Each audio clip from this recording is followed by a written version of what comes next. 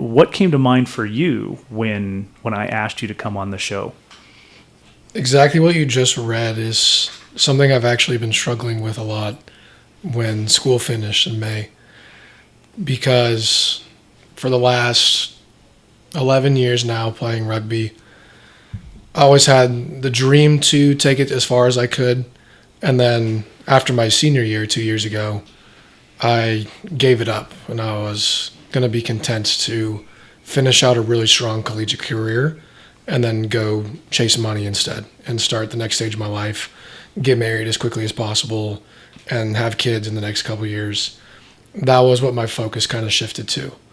And following my senior year, I had the opportunity to go overseas to play rugby, and which was the dream, was to play internationally. And I decided not to do it. And I came back to GCU for another year, and great year, did good, went to a national championship, and then it just ended. And I expected to feel at least content with doing that and taking it that far and leaving GCU in a better place. And then about 2 days later, my body just kept telling me, like, we have so much more to give.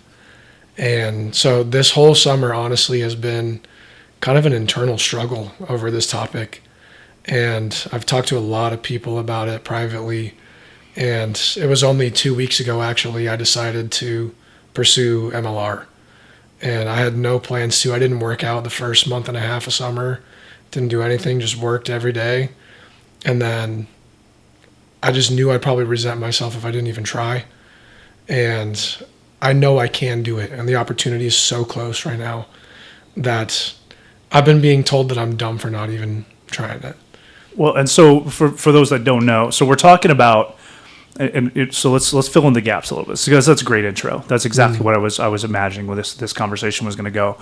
So you and I met 3 years ago. I came in as the mental performance coach for Grand Canyon University Rugby in Phoenix, Arizona, and you were Tucker, who was on the show episode 1, was the captain that year. Mm-hmm. He moved on, and he's been doing his journey. You came in the next 2 seasons. You finished up your undergraduate, and then you stayed one more year for your grad school. And so you ended up being captain 2 years on the GCU rugby team. And you and I have had lots of conversations about this. And in fact, when you talked about graduating and then moving on, I didn't really say anything, but I was actually kind of surprised. Because I imagined, I remember having the conversation about you wanting to play at the next level, but I didn't really know what that struggle looked like. And that's not uncommon. My wife and I are both veterans, and this happens a lot and this is where veterans and athletes seem to have this bond, because we go through very similar things. Like you're part of something bigger than yourself. You give so much of yourself, and then one day it's just done. You're just done, like you said, and it can be such a struggle. So let's I want to come back to the MLR thing, because I think that's awesome to hear you say that. But let's talk about what that's like, because there's some people that may not understand or even respect the idea of when things are done, they're just done. Like, talk about that a little bit. I always knew that it would come to an end at some point. Like, we all know that for everything in our lives. But rugby has been such a huge part of my life since I was 13. Started playing it with some buddies for fun, and then started taking it more seriously when I got a little bit older. Then junior year of high school is when I actually got decent at the sport and finally got a little bit of recognition for it, and did a tour with like the USA All-Americans, and didn't really consider anything after high school for rugby until then, when they're like, oh yeah, there's a ton of collegiate rugby, so you should go to college for it. I was like, okay, this is cool. And then thought about West Point. I had a bunch of buddies go to West Point and couldn't decide where I wanted to go. And then Coach O, Salty told me to hit up Coach O and gave him a call. I was supposed to sit in between him and Salty on a flight to Dubai for the North American Lions on like a sevens tournament. And I broke my thumb the week before that tournament, so I didn't go. Oh, that's a super bummer. Yeah. Go ahead. Well, and you're talking about, so Coach O'Leary, Yeah. Coach O, Sean O'Leary, is the coach of GCU Rugby. And then you were talking about Salty as a coach for another program. Both those guys are from the UK. Sean's from Ireland. Salty is also from Ireland. Okay, and I know both of them are old school rugby guys. From England, and we know it's just between you always hear about the UK teams, and then you hear about like Australia, New Zealand, France is another big one. Italy's another big one, and USA's just kind of been on the outskirts of this, like building up this rugby program, and it's kind of been up and down. We talked about that a lot in episode 1 with Tucker. He had a really good explanation of the state of USA Rugby. So I find it interesting that I always love hearing people's story, because you hear the details of how people got where they are. I heard a great quote recently that said, now I'm gonna mess it up, but it basically said, nobody's ever really going to understand your struggle. They're going to see where you're at, and it was a quote more directed at the people that are watching rather than you. It's you admire the person, but you have no idea the work it took to get there. That was not at all the quote, but basically that's what it is. Like you admire the person, but you don't understand what it took to get there. So what was it like to get to where you were? Right, you were playing for GCU and then ended up getting selected to be captain twice, and had you continued on what the foundation that Tucker had built, and then you continued it on for 2 seasons after that. Talk about that, because I want to talk more about that transition, but I kind of want to lay the groundwork of, okay, so you decided to go play GCU rugby. So talk to us about that experience. GCU is a very young program, especially compared to some of the teams we play, with Cal being almost 200 years old worth of rugby, and we're, I think, 11 years old. I want to say it was like 11 or 13, something like that. Like it's the youngest program, and the second youngest program is more than twice as old as GCU. It's like at least 33 years or something like that. We're by far the youngest in D1A for sure. So when I came in 6 years ago now, Coach O was in his second or third year at GCU. So there was another coach for, I think, 4 years, and then Coach O took over, 4 or 5 years, and then Coach O took over. And they did pretty good as well, finishing like top 20 in the D1A. And then Coach O takes over. We do about the same. I came in, the captain was this guy named Royce Fisher, who's now playing in Australia, so he's doing well. And I think he was the guy that really started taking rugby seriously at GCU. Rugby and like drinking culture kind of go hand in hand, especially overseas. And in a lot of places, it's hard to separate the two. And so we were kind of a drinking team that played rugby when I first got to GCU. And with Royce as captain, it started to change a little bit, where they wanted to start doing better, and we needed to start limiting certain things, getting rid of below-the-line behaviors. And drinking was the big one for us. So started with Royce, really being that voice and example at practice and then off the field especially, saying we can do better, we have the skills, we just don't have the habits off the field, or we don't take it seriously enough. So Royce was captain for 2 years. Tucker came that second year. And him and Royce, he got to see what Royce was working on at that point and took it to the next level. So Royce graduates, Tucker's captain the next year. He builds on what Royce does, and I got to see other guys even before Tucker got there, and all the hard work they put in, and then Tucker takes it, builds on that even more. So I saw 2 captains just completely change the direction, at least encourage it to go up more where GCU was heading. And it fell onto me then for the next year, for Coach O saying, you're going to be captain next year.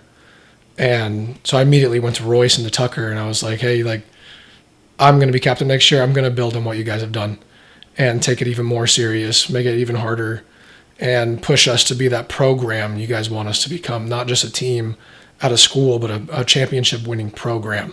And that's a big thing Coach has been harping about, that he wants to happen. That's something you've really brought to the team as well, just that professionalism. So my first year as captain, that was like the huge focus, is like we're building on the previous year. And it went really well. We went to playoffs for the first time that year. Lost to the guys first round that won the Natty. But first time for us. And then the year after was a bit of the same. Last year was a interesting situation we can get into. Yeah, we're going to talk some more about that. So give us an idea of when you talk about Royce and you talk about Tucker and then you taking over, what did you see them building? What did they do and where was the program at when you took it over? It was definitely already on the way up, especially when Tucker left. He instilled and brought a lot of values of hard work and dedication, and treating yourself like a professional was something he always harped on. And I lived with him his last year, so being around him helped me do that as well. And you talk to him, he takes himself so seriously and is on it with everything he does. And he was a great example of that for the team. So the intensity at practice was something Tucker was huge on. The being a student of the game was something he really made important as well. And going into my year, those were two things that really helped me as a player get to where I was. So I leaned into a lot of what he was doing there. And being that voice and that person at practice that's giving it 110% all the time, no matter what. I remember my first year or two, I was kind of giving it 100% most of the time. And then there'd be like easier practices. But my captaincy year was like, there are no easy practices. Saturday should be the easiest day of the week, was what I brought into it. And that went pretty well for us. Royce started that for me, and then Tucker gave me some more ideas with it. And he set the standard for the culture on the team. And I sort of just meshed everything they had, and then my own sort of criticism on what they were doing with the program as well, from not being in leadership when Royce was captain, not being in leadership for most of the year when Tucker was captain, and then towards the end, I became part of leadership. So I got kind of to see what it was like not being in it, being kind of in it, and then right before I became captain, being like second in command to Tucker, and then I got prepared really well. So I saw what they were doing and heard a lot from the boys on the team that weren't in leadership. One thing I really saw was important that was lacking, you say lacking, but it wasn't number one on the priority list, was the relationships between the guys on the team. And that was a big thing Tucker's captaincy year, which wasn't really his fault. We just had like a clique on the team that was separate from the team. And that was a huge negative factor that year. And so that was a huge thing for me going in as captain, was I need to be close with all the boys on the team. Off the field, on the field, we're all brothers. And that was my big thing for my first year. That's awesome. And I think some of the conversations that you and I have had, that I've had with the leadership team as a whole, has really been that idea of, if you don't create something is still going to be created. And I think that's kind of what you're talking about as Royce and as Tucker. We're trying to build up. Like, there's certain things that you're like, okay, got it. That's there. I can't really do anything about it yet. We'll get there. And it was almost like the timing just worked out well, that you were the guy and things had worked out well enough up to that point where you were the guy then could deal with those things. And you were dealing with the cliques, you were dealing with the attitudes, you were dealing with people not showing up on time, people not showing up in the right kit. Like, those are the kind of things that you were dealing with that the other guys, they couldn't quite get to those things yet, because they were still worrying about attitude at practice. They were still worrying about intensity. We were still working about, Tucker was big on being a student of the game. Okay, got it. Like, you can only fix so many things, because if everything's a problem, or if everything's a priority, nothing's a priority. And I think that worked out well, because some of those things were already clicking. It was a matter of jumping in and making sure that they stayed going, and then you address the next thing. And so where do you think, knowing that there's a certain amount of people that are coming back to the team, but the team is growing, massively growing. Coach is always recruiting new people, and I think this is the point where finally I remember Coach O telling a group of people on one of the summer Zoom calls, this is the first year where he can turn people away. He has the right and he has the ability to say, you're not putting in the effort, I don't need you on this team anymore. He didn't have that ability last time because of the roster numbers and the restrictions and some things, the inherent things that he was dealing with of a new program. But it's now to the point where there's enough interest going to the playoff, going and getting the second place in the tier 2. There's been enough talk and chatter that people are now paying attention. And so where do you think the leaders of the team this next season, where do they need to put their effort that you couldn't quite get to? A lot of it for this year, and I think you are going to be really important this year for the leadership, is their personal mentality and what they do off the field. Because we have our new assistant coach, Aaron, who's from South Africa, played Super Rugby in South Africa, huge, angry South African guy. Like, he has no problem yelling and punishing us and making the intensity high at practice. So it's less of them having to worry about that at practice, because Coach Aaron will make sure that happens. They just need to do their job on the field. This year, it's more of, we just had to pick the most experienced guys on the team who weren't afraid to lead. And my first thought was Will, and he is captain right now. And he does our strength and conditioning, so he's confident. He knows what he's talking about. Intensity guy, leader on the field. But there's certain leadership-specific things with his mentality. He likes to say things out loud that he probably shouldn't as a captain, which hasn't been a problem because he wasn't captain.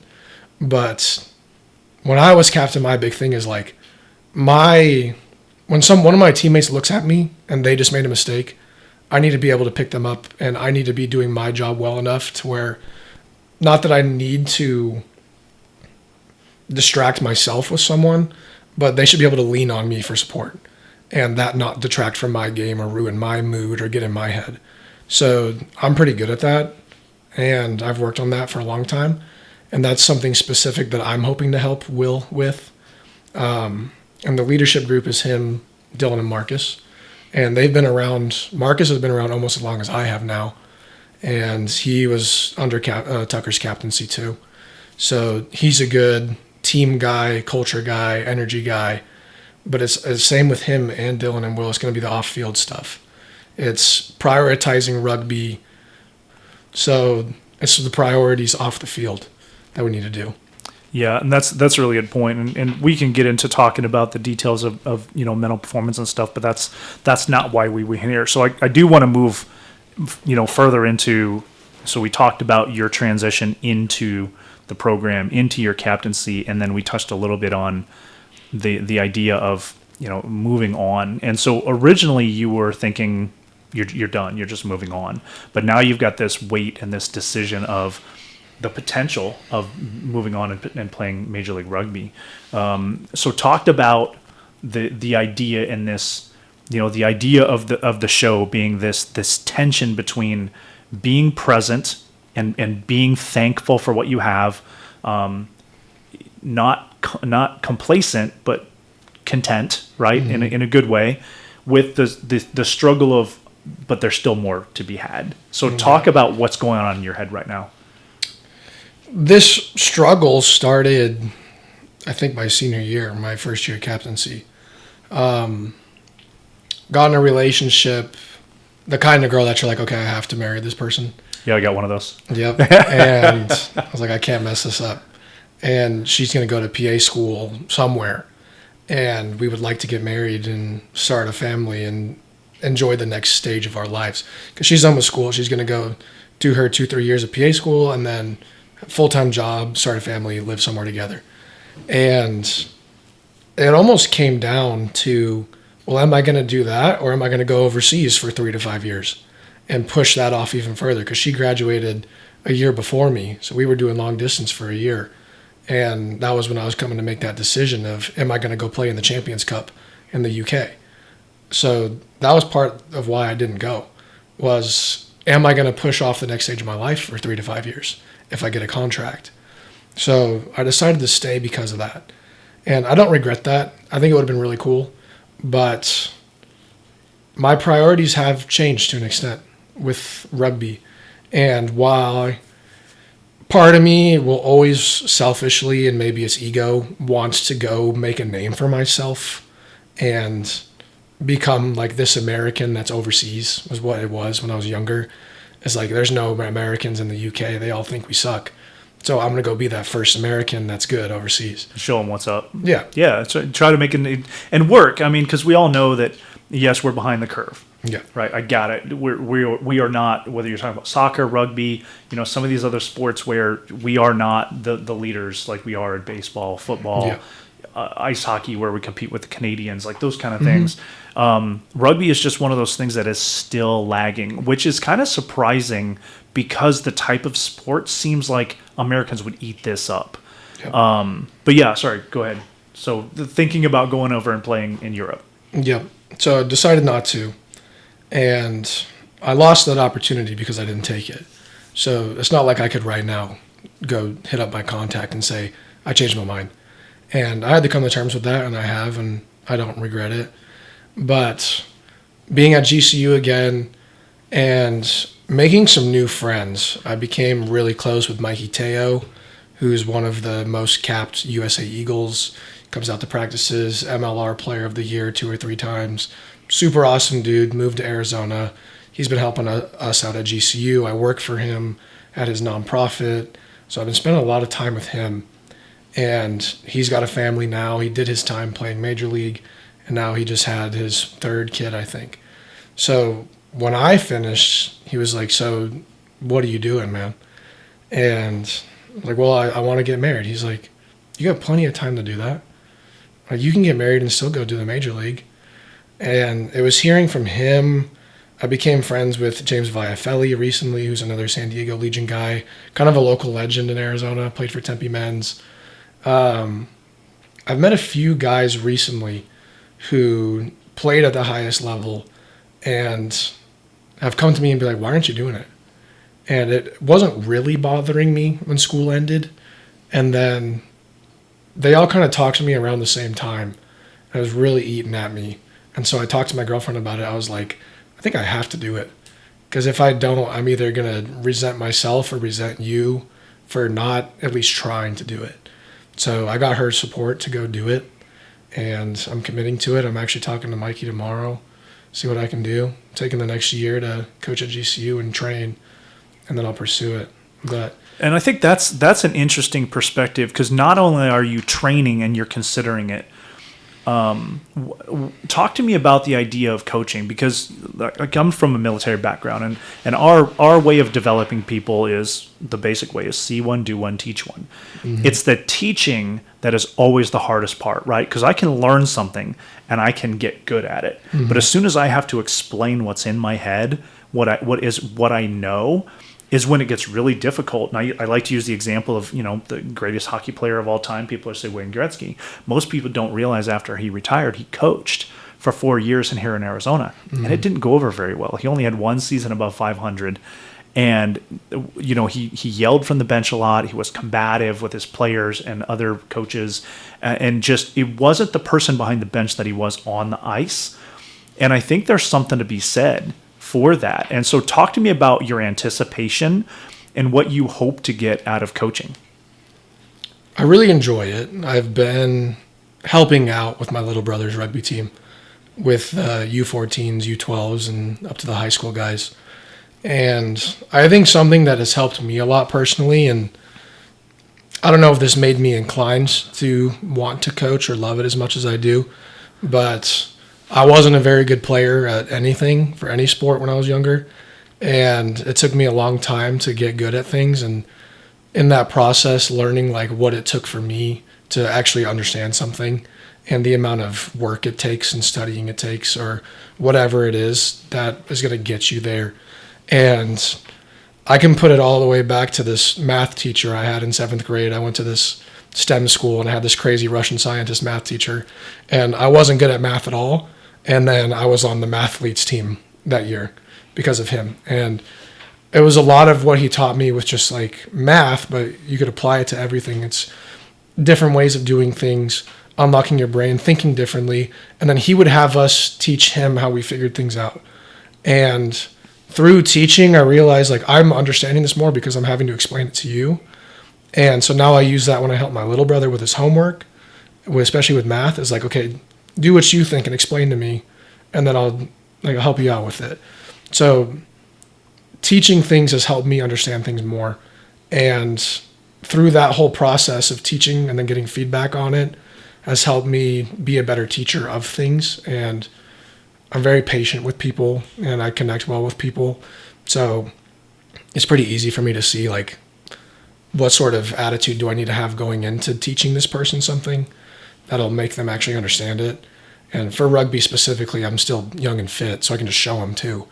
But with coaching collegiate rugby now, I don't see it being too much of a shift of what I was doing most of last year as captain. So we had a ton of young guys for all of my captaincy, because my senior year we lost like 2 to 4 guys. Like probably one first side guy moved on. And so we had a lot of freshmen and sophomores that needed to get their skills up or understand this level of play or this IQ for this certain part of the field. And so I was like playing and coaching the last 2 years. And now I can focus entirely on coaching and then having fun and hopping in drills when I can. And being as young as I am and that I just left, I think it's going to be easy for the boys to connect with me and not be afraid to ask questions or to mess up or be like, hey, can you just show me it? And I'll do it. So I'm really excited for that. I've already talked to a bunch of the new guys and met them. And I've been talking to them on social media. Met a bunch of them in Utah at NAIs.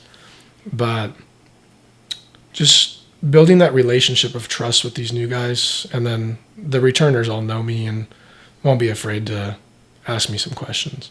What do you think will be the advantage that coaching will give you that maybe you didn't have if you just trained and can you continue to play? What do you think a season of coaching is going to provide you as you try to make it into MLR?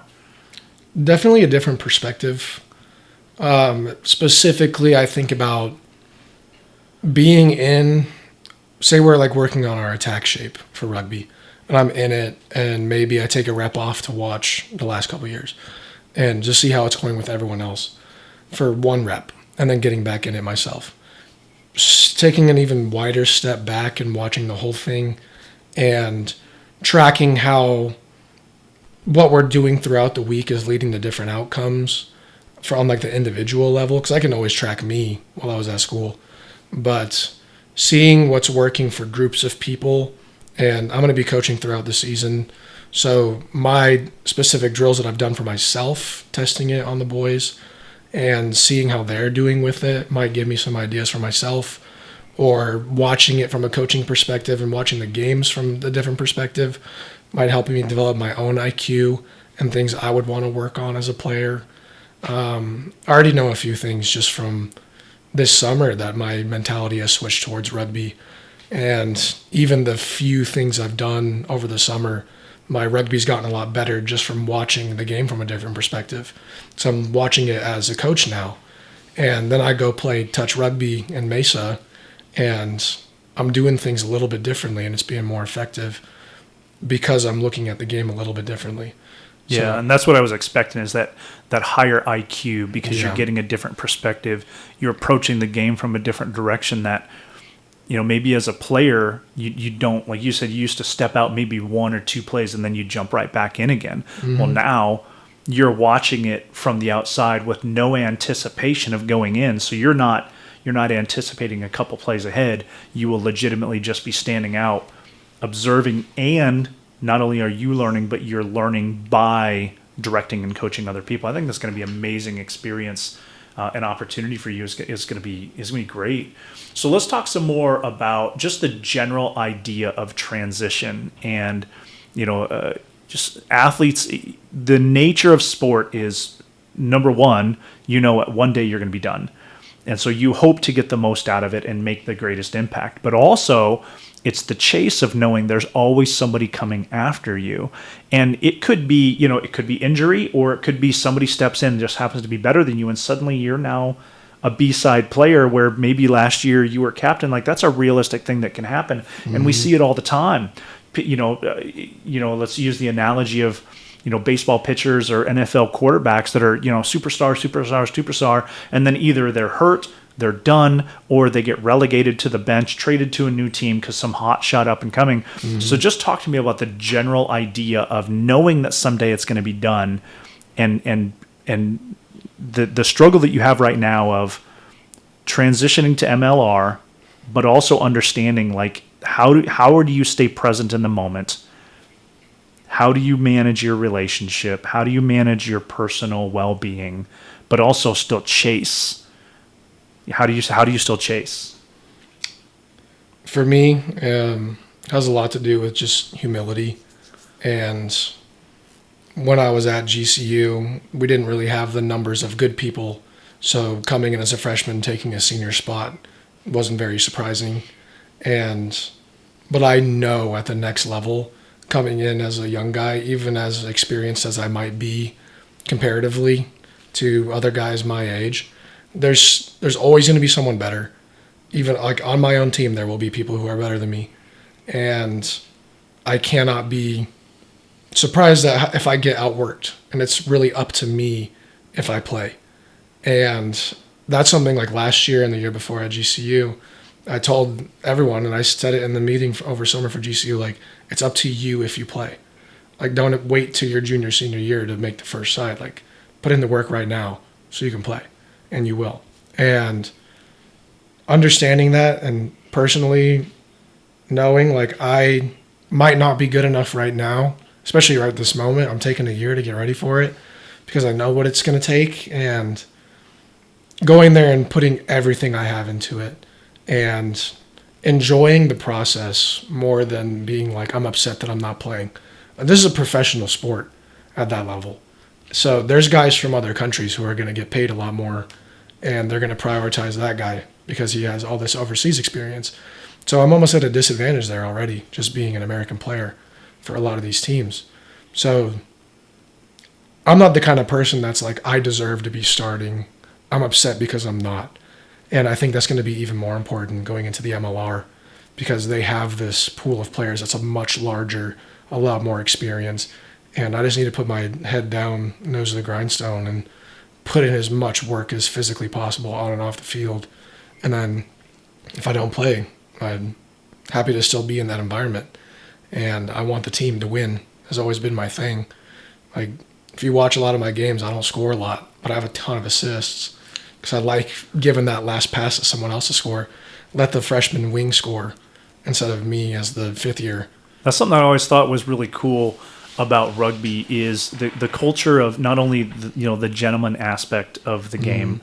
After games, it was always coach's mentality of when we have a home game, he's buying pizza, we're heading up to the baseball patio, and where everybody's eating, everybody's mingling. Both coaches are telling, hey, too many of you over here, go mingle over here. Like, it was very intentional. But then also that idea of do the extra pass. Like, you're running down the middle and you got nobody between you, and the touch, and you're looking to the side like, oh no, I'm going to give it to my buddy. That's just the normal culture of rugby in general. And I'm sure it feels great to score.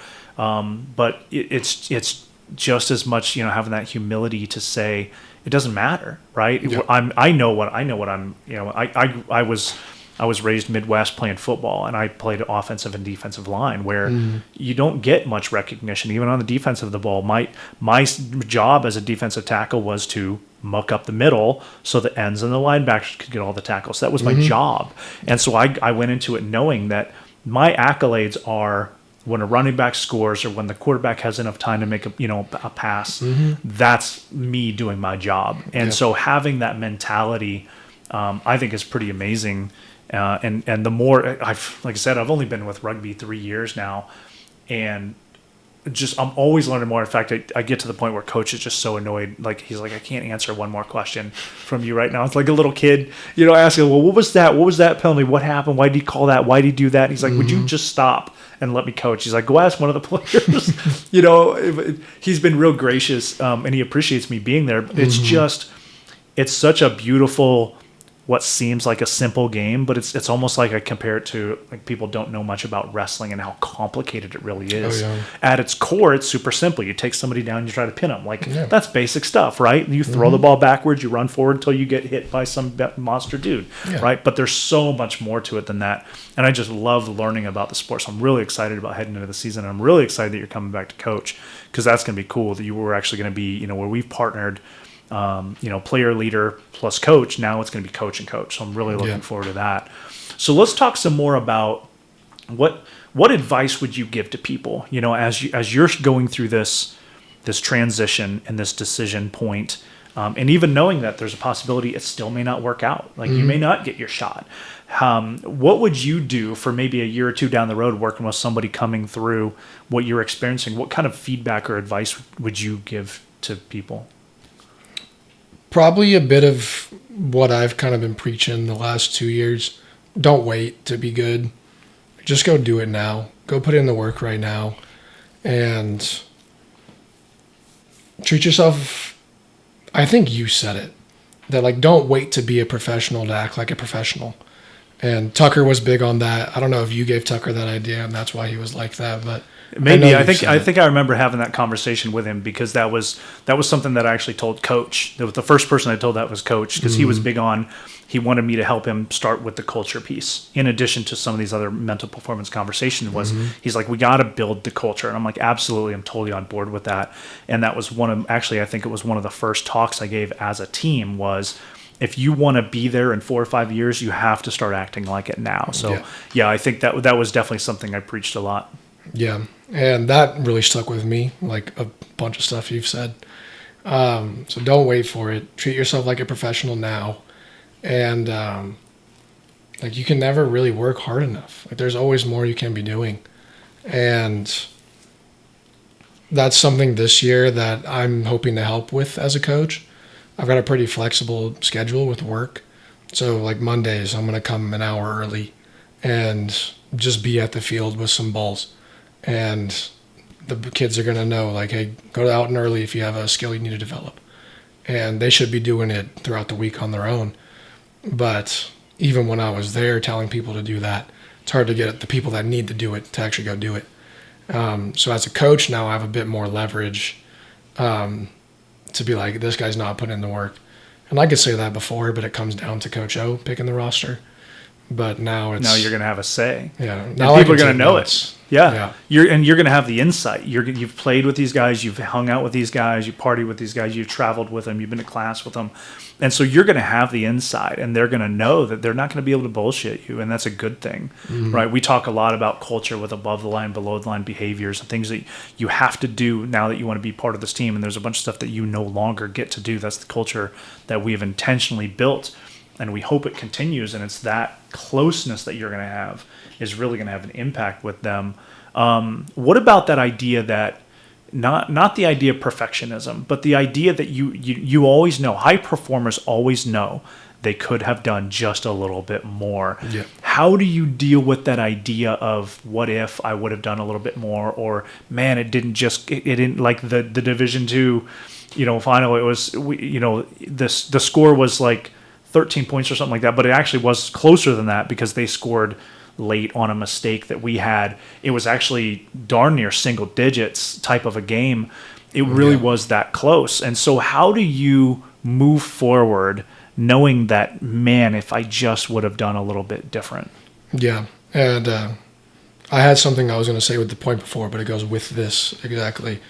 And I think I got it from someone other than you, surprisingly. Good to hear. Someone, you might have said it, but someone told me before, like, what's the difference between you and a pro right now? They have way more reps than you do. And that's a good one. I like that. That's good. Just more reps. And when I coach at the youth level with my brother's team, like, we'll do the same thing for a while at the end of practice while they're tired. And they might be doing it pretty good and having a mistake here and there. But this might be a problem with my coaching, but for me it works. So we'll have to test it out with the college guys, but just get more reps. Just keep doing the same thing. It's not going to be perfect, but the moment you make a mistake is when the other team's going to score. The captain for Cal last year, Charlie Walsh, has this thing on social media right now, and he's been interviewing a bunch of the Cal guys, and he interviewed Rand Santos recently, the fly half, who just got his first cap for the USA Eagles Nice. as a college player, and came on at fullback against Fiji. And he asked him, like, what was it like? And he's like, well, obviously the pace is different. They're bigger and faster and stronger. But he's like, the skill is completely different, because the moment you make the slightest mistake, a good team is going to score off of it. So, like, there's so little room for error. And the way you get rid of that room for error is doing more and more reps and not getting perfect, because there is no perfection. But don't leave any room for mistakes. Like, you should automatically finish your pass. You should do this and that because you've done it so many times. You don't have to think about it. And having that muscle memory of not having to expend more calories to think about the skill and just doing it. And that's something for me the last 2 years have been huge. And I do the same couple of things before every practice just to make my pass perfect. And I have the standard for myself that I can't throw a bad pass in a game, or no bad passes. And same for every practice. It's like every ball needs to go to hand. If it's a little bit behind him, then I need to work on my pass again. And having that standard for myself. So maybe helping some of these new guys, and probably most of the returners, set some goals like that. That's, it's not perfection, but you know that it should be as close as possible. And if it's not, you still need to get more reps, and it's never going to end. I think you said this one too, like, you don't go to the gym one time really good. You got to go all the time, or else you're going to lose it. Yeah, how many times do I need to go to the gym before I don't have to go to the gym anymore? Yeah. It's an obnoxious question, but people take that approach with other things. How many good passes do I need to make before I don't have to practice passes anymore? Yeah. It's an obnoxious question. Why would you even ask that question? Yeah. You always need to practice those things, because there's always something you can do better. Even if you hit 10 out of 10, okay, cool. Let's go. Let's hit another 10 out of 10, right? It's the repetitions, and you're right. It's just the reps. And I think that's something that we could actually apply to just about any area of our life. You know, when we talk about, if you want deliberate results, you have to have deliberate practice. Yep. And, I try to eliminate, the idea of perfect and perfection. It's always about mastery and excellence, because that's the idea of, I realize you're trying to be really, really good, but what little things can we tweak? And when you make a mistake, not if, but when you make a mistake, what are you going to learn from it, and how are you going to move forward rather than beating yourself up? Regardless of what your teammates are saying or what your opponents are saying, whatever your coach is saying, you have to be able to reset that. Yeah. And I think that's something that, I've really learned to apply in my life, whether it be my relationship with Cindy, or my relationship with the boys, or my relationship with my older kids, or my work here. I'm to that point now where I don't compete anymore, not because I don't want to, because I have certain restrictions, a mold, and certain things that are inherent to that. It's not an excuse, it's a reality. Some people at my age can compete. I can't. Okay, got it. So what else can I do? I want to do things like podcasting. I want to do things like practice guitar. Okay, well, how do I get better at those things? I got to do it. I got to put in the work, right? If I want a good relationship, I have to put in the work. Culture and character always matters. That was something that I've always loved talking about, because those are the two things that if you don't deliberately create it, something is still going to be created. And so those things that you're talking about are definitely the way that you can implement not only into sports, but that's why sports is so amazing, is because it can be implemented into so many other areas of your life. So shooting at the MLR, any thoughts of like the Eagles playing for USA Rugby as a goal? If it happens, that's cool, and I'll take that opportunity if it comes. I'm not going to say no this time. I got hit up to go to Chula Vista this summer for sevens, but when it came to that time, I wasn't going to play anymore. But Tucker's there; he could talk to him for me. But I'm not going to say no to any opportunities anymore when it comes to rugby. Okay. And that's something that I was good at when I was younger, and then literally just the last 2 years I started saying no to things. But when I was younger, I didn't get opportunities to do things, and then finally got decent enough to get invited to go to this and to go to this camp to train for this. And I took everything I can get, and I was so excited. I was that nerd taking a video of all the cool stuff I got for winter camp for the USA All-Americans for the first time. And everyone else is like, yeah, bro, like it's just shorts and a polo. And you're like, no, it's not. Like, bro, I've It's worked really so not, hard. though. Yeah. And that's cool that you could have that attitude, because it's not that the other people were, complacent. They were, it's kind of like, score a try, or you score a touchdown, or you shoot a basketball or something like that. You're like, hey, act like you've been there before. Well, bro, I haven't. Like, this is my first time. Let me be excited. And I'm glad that you bring that passion, because you have the experience, you have the opportunity, and not only for yourself but for other people as well. And I think that's really cool that not only do you have this passion of you're still unsettled yourself, I still want more, you're also taking the time to give back, because it's going to benefit you and them. You're still working on your legacy. Like, it's not, I did 2 years as captain, we got, we made the playoffs, and then we were runner up in this tier 2 tournament. Okay, cool, now I'm off to the next thing. Like, we've talked a lot about legacy, that idea of, you're not going to enjoy the shade of the tree that you plant, right? Or, the joy of the tree, the fruit from the tree is not for the tree, right? It's for other people. I love those kind of metaphors, because it reminds you, like, you're building things and it's okay to enjoy those things, but remember your legacy. And here you got one more season that you're going to be able to inject yourself back into the team to help the team push, because they definitely, they have big goals. I know they do. And I think there's going to be still some growing pains involved in that. It'll be really cool to see how this next season goes. In fact, so this episode will be coming out towards the end of August, but just before our Labor Day weekend. I think this will actually come out the Wednesday prior to. So this coming weekend, hopefully, if I got my math right, this coming weekend will be the GCU Rugby preseason camp, three-day camp. I'm really looking forward to that. Coach always puts something really good together, and it'll be really cool with Aaron on board, and now you on board, building not only building the program, now we're building the coaching staff that go with it. Yep. And it's going to be really cool to finally meet some of these incoming players, because I've heard some amazing things. So parting shots, like, when you think about Unsettled and this idea of, I want to be at peace, but I don't want the peace to restrict me. What goes through your mind? Kind of closing thoughts. That for me is something tough that I'm still dealing with, because with my relationship with God being so new as well, finding joy in everything I'm doing, and giving up myself for certain things and dying to myself is a big thing I'm working on too. And that was a big part of this battle with pursuing the next level of rugby. Like, is this what God wants me to do? And I've had experiences where I felt like he told me yes, and then him also tell me to go do this other thing too. That seems like they contradict. But there's a difference between passion for something and wanting to see how far you can go, and greed or ego pushing you to that point. Because for me, I'm still trying to figure out if it is ego that's telling me I need to see how far I can go. Is it because I want to be able to say I did it? Or is it because I put in all this work and I kind of owe it to myself to go do it? And that's part of the struggle right now. But I feel good about it. Yeah. I'm excited. I want to go work hard. I hear it. I see it in your body language. I hear it in your voice. You're a genuine person, and I think it's the right thing. As long as you've worked things out with those, the people that are closest to you, it makes sense for you, for your life.